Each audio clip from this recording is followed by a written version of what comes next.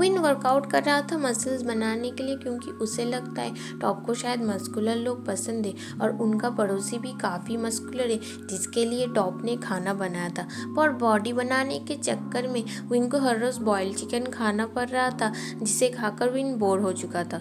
Top win से कहता है तुम एक ही टाइप का खाना क्यों खा रहे हो। विन कहता है मुझे बॉडी बनानी है इसलिए। टॉप विन के लिए एक टेस्टी खाना बनाता है जो कि हेल्दी भी है और बॉडी बनाने में ये खाना काफ़ी हेल्पफुल भी है। टॉप का खाना देखकर विन टूट पड़ता है और टॉप विन से कहता है तुम जैसे हो तुम मुझे वैसे ही ठीक लगते हो।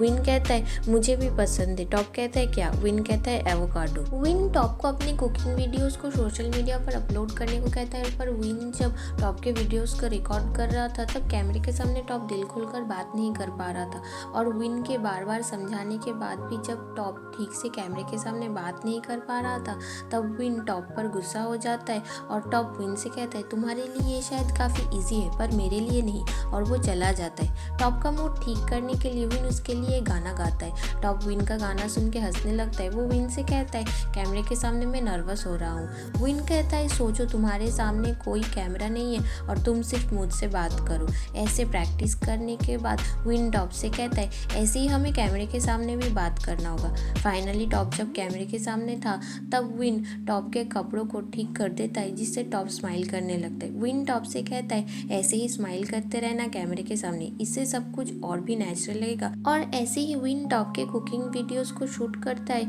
और शूट के बाद खाने की वाहवाही करने लगता है। एक दिन विन घर पर गिटार बजा रहा था। उसे और टॉप को कहीं बाहर जाना था।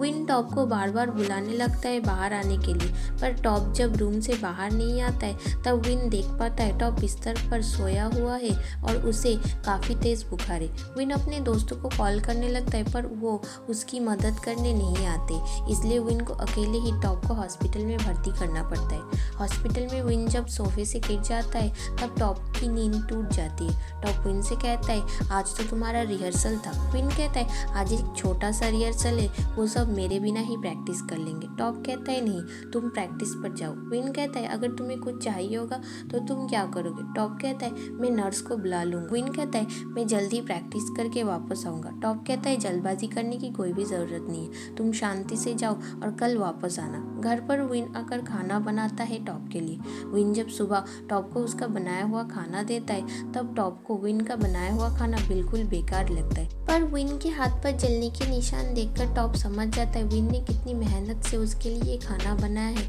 और टॉप विन के हाथ का खाना खाने लगता है पर विन समझ जाता है खाना एकदम बेकार है और वो टॉप को खाना खाने से मना कर देता है। विन अपने दोस्त मैक्स को घर पर लेकर आता है। मैक्स टॉप से उसके तबीयत के बारे में पूछता है। टॉप कहता है वो अभी पहले से काफ़ी बेहतर है। विन का दोस्त मैक्स विदेश में रहता है पर कोविड के दौरान उसे अपने कंट्री में वापस आना पड़ता है। मैक्स एक कंटेंट क्रिएटर है। विन मैक्स से कहता है टॉप एक काफ़ी टैलेंटेड शेफ है और वो चाहता है दुनिया टॉप को उसके काम के लिए पहचाने, इसलिए उसने भी एक यूट्यूब चैनल खोला है जहाँ वो टॉप के कुकिंग वीडियोस को पोस्ट करता है। विन टॉप को मैक्स के लिए एक बेहतरीन नॉन वेज डिश बनाने को कहता है क्योंकि मैक्स और विन दोनों को ही वेजिटेबल्स पसंद नहीं है। खाना बनाने के बाद विन और मैक्स सारा खाना खा लेते।